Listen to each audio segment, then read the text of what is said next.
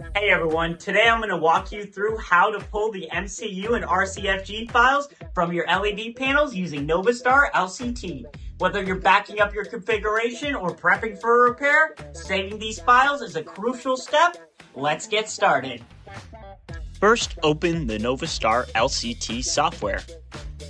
From the top menu, click on User, then choose Advanced Synchronous System User Login. Type in the default password, admin, all lowercase, and then press enter. After logging in, type in admin again and press enter to open the MCU file menu. Select Readback of Receiving Card Program and click OK. If you have a folder ready, choose it. If not, create a new one. For example, MCU InfoLED 2.6 and confirm.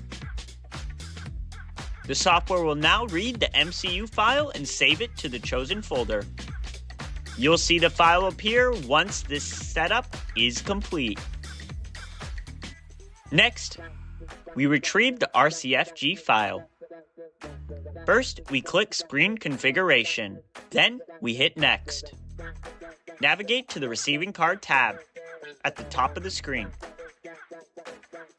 Then select Read from Receiving Card.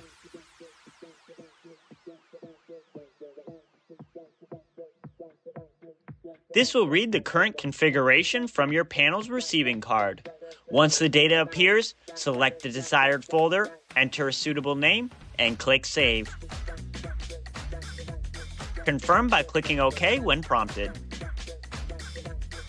Finally, check your selected folder to ensure the RCFG file was successfully saved.